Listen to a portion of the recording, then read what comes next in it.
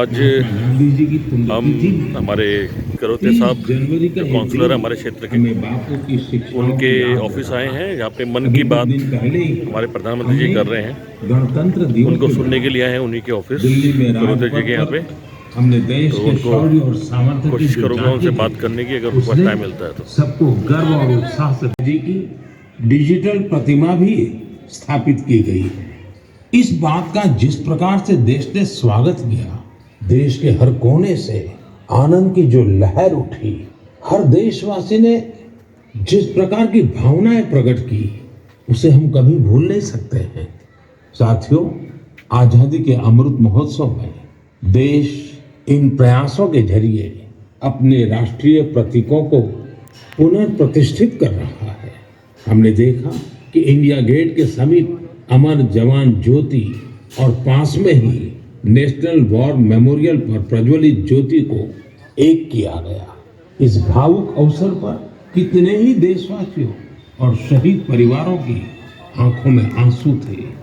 National war memorial में आजादी के बाद से शहीद हुए देश के सभी जाबाजों के नाम अंकित किए गए हैं। मुझे सेना के कुछ पूर्व जवानों ने पत्र लिखकर कहा है कि शहीदों की स्मृति के सामने प्रज्वलित हो रही अमर जवान ज्योति शहीदों की अमरता का प्रतीक है। सच में अमर जवान ज्योति की ही तरह हमारे शहीद, उनकी प्रेरणा और उनके योगदान भी अमर है।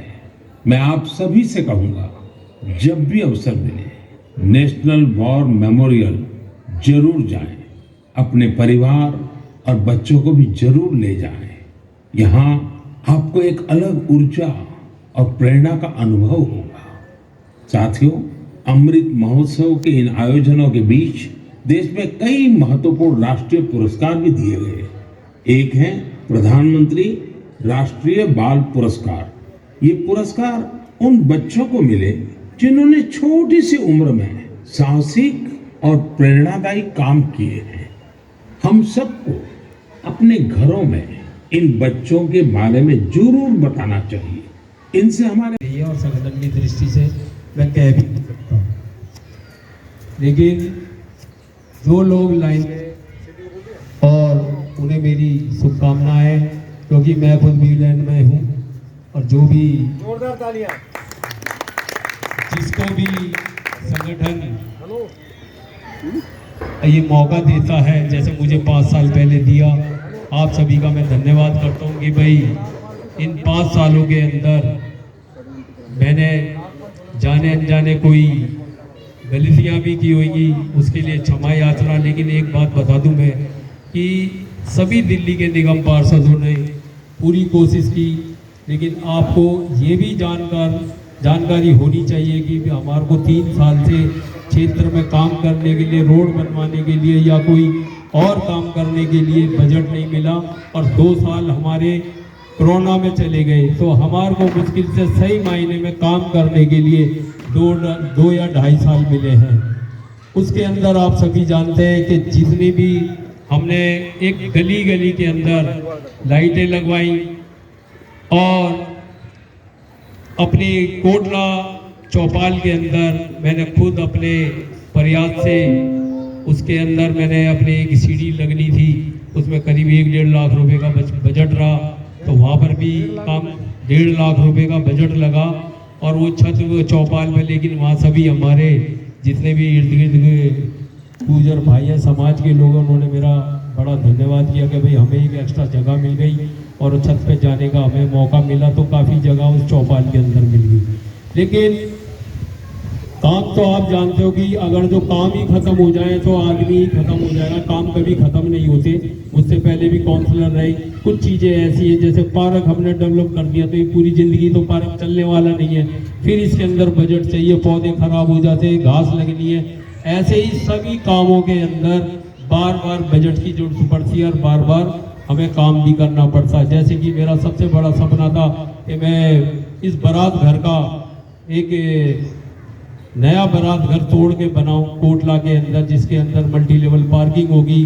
और उसके अंदर मेरे करीब 4 साल के करीब मेरी मेहनत लगी और उसका मैंने विजिट करवाया मोतीबाग बारात घर के अंदर। उन्होंने कहा कि भाई इसके अंदर लाइटें और ये सब काफ़ी महंगी लगी हुई है, लेकिन मैंने कहा भाई इसका बजट बनाओ। पहले उन्होंने 10 करोड़ बनाया, फिर 15 करोड़ बनाया। कह रहे करुते जी इसका बजट कुछ ज़्यादा ही होगा, ये पत्थर और इसके अंदर जो लाइट है ये बड़ी महंगी लगी हुई है एनडीएमसी बारात घर के अंदर, चाणक्यपुरी बाबू धाम के अंदर, तो मोतीबाग के।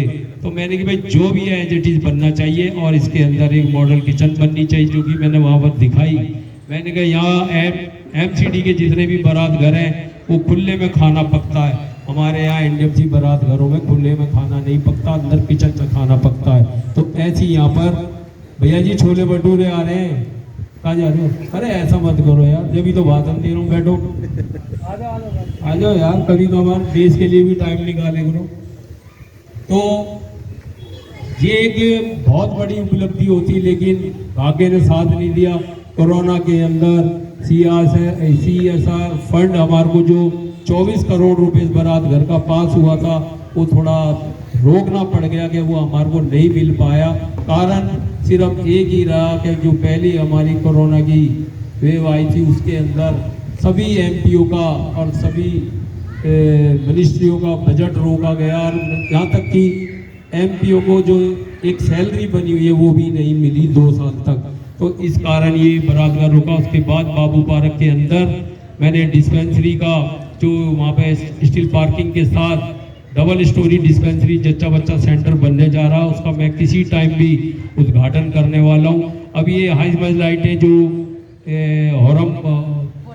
औरम पार्क और सांचंद पार्क के अंदर अभी मैं बहन मीनाक्षी लेगी जी परसों ही इसका उद्घाटन करके आई है। यकीन करके मानना, जब हम पार्क के अंदर घुसे तो वहाँ पर बड़ा अंधेरा, लेकिन लाइट जब आई लगी तो ऐसा लगा कि भाई वाकई लोगों को इतनी खुशी, और बच्चे वहाँ पर नाचने लगे। और बहन मीनाक्षी लेगी जी ने खुद उनको अपने हाथों से जो रिफ्रेशमेंट के पैकेट थे वो बांटे। लेकिन ऐसा मुझे भी लगा कि भाई एक बेशक चाहे रोड कम बने, लेकिन अंधेरा किसी को अच्छा नहीं लगता। कोई भी गली के अंदर अभी भी मैं कह रहा हूँ कहीं डार्क स्पॉट हो तो उसके लिए मेरे को अभी भी बोल सकते। मैं लाइटें, मैंने बेशुमार लाइटें मतलब पूरे कोटला के अंदर लगाने की कोशिश करी। ताली तो बजाया करो कभी कभी।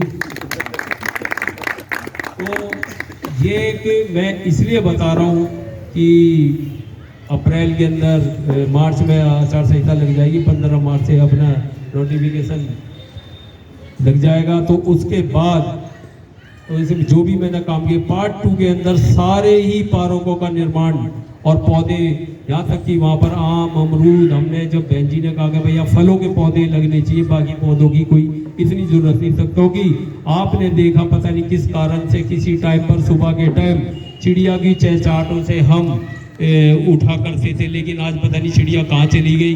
तो बहन मीनाक्षी लेगी जी ने कहा सभी फलों के पौधे लगाए जाएं, ताकि इसके जरिए वहाँ पक्षी आएंगे तो कम से कम उनका पेट तो भरेगा।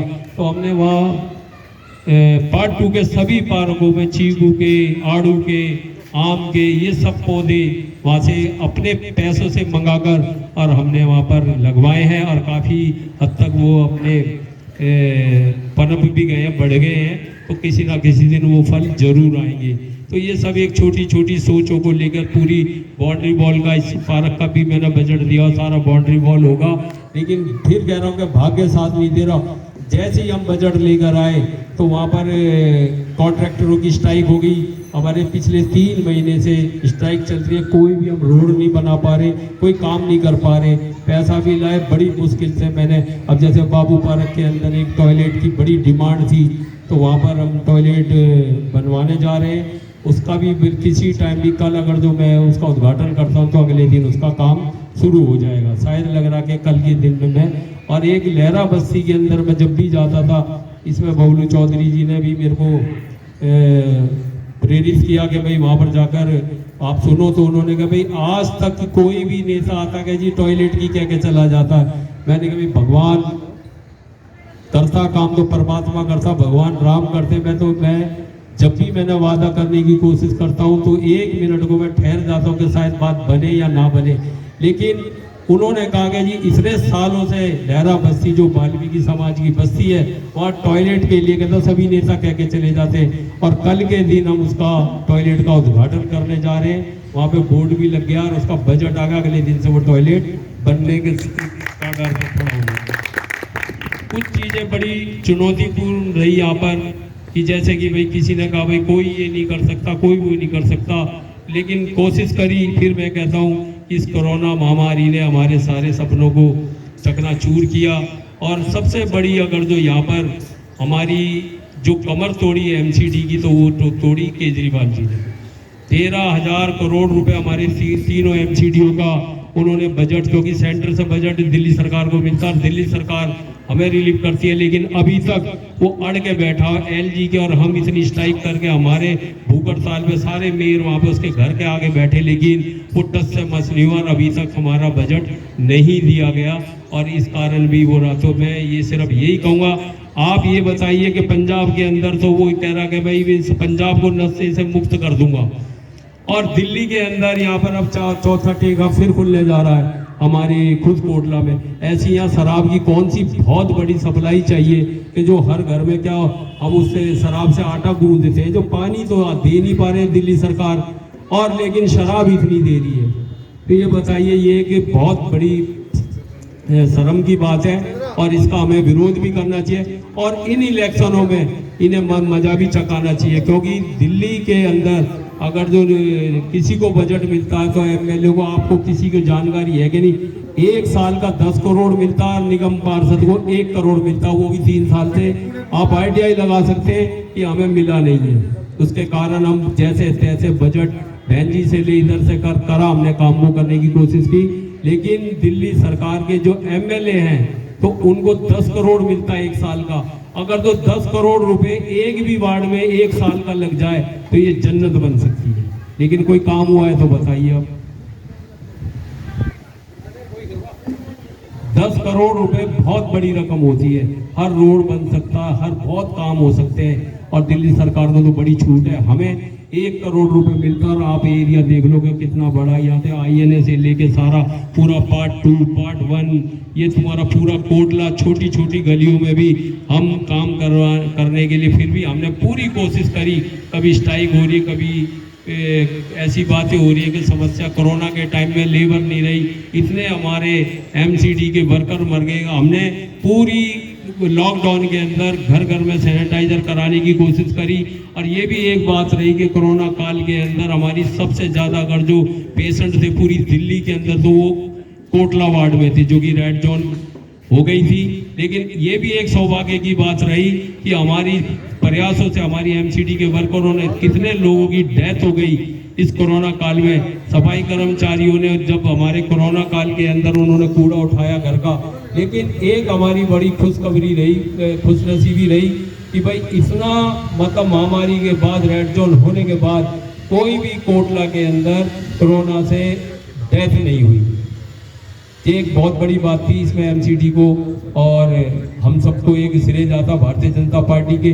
कभी किसी ने बाहर निकल के, कोई केजरीवाल के कार्यकर्ताओं ने या आम आदमी के कार्यकर्ताओं ने किसी को दवाई दी हो, खाना बांटा हो, हमने लगातार पूछ के देख सकते हैं। प्रेम नगर गली में वहाँ पर हमने झुग्गी वासियों को पूरे 4 महीने तक कम से कम हमने उनके पूरे घर का राशन, सूखा राशन भी दिया और डेली का खाना वहाँ पे पहुँचाया। ये नहीं कि पत्तलों में दे दिया, बर्तन मंगाए।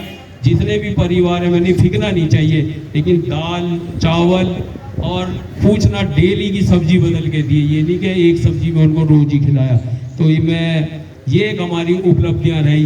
लेकिन अगर जो ये समय मिल जाता और एक बार मौका मुझे दोबारा फिर मिलता है, तो मैं आपसे वादा करता हूं कि भाई अगर हालात सही रहे, कि कोरोना महामारी की वजह से बाकी हालातों को तो खैर हम अपनी मुट्ठी में रख के चल सकते हैं, लेकिन कोरोना काल से कौन, ना तो कोई निकल पा रहा है ना कोई जा पा रहा। सबसे ज़्यादा एमसीडी के अंदर जितने भी हमारे फ्रंट वर्कर थे सभी को कोरोना हुआ और काफ़ी लोगों की डेथ हो गई।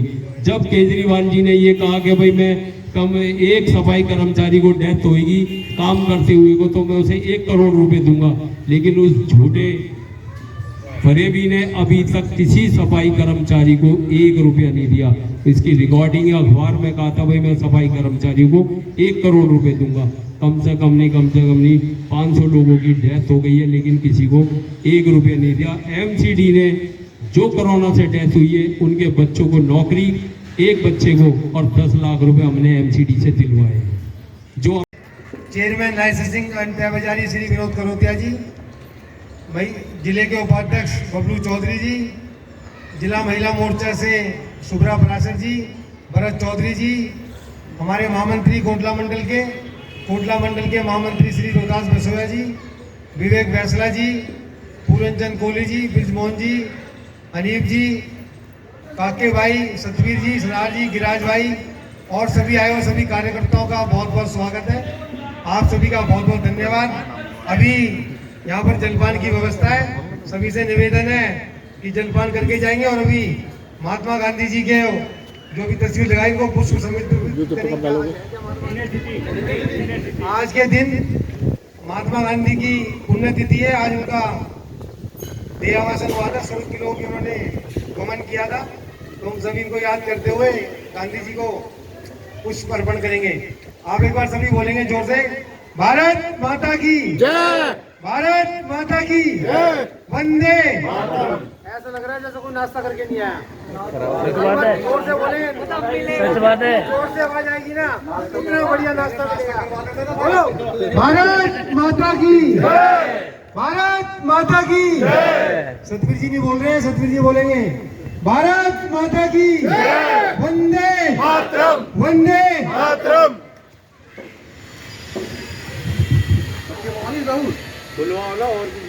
और मैं निवेदन करूंगा श्री मंत्री शुभ्रा पराशर जी से कि वो मंच पे आप 2 शब्द कहें। शुभ्रा पराशर जी हमारे महिला मोर्चा से बोलोगे। नेताजी तुम भी कुछ 2 शब्द थोड़ी आदत तो डालो। सभी को नमस्कार। मैं आदरणीय अपने बड़े भाई विनोद करोतिया जी, बबलू भाई और विवेक बैसला जी, रोहतास जी, पूरनचंद कोहली जी, बिरजू जी, कौशल जी, भरत चौधरी जी, सभी लोग जो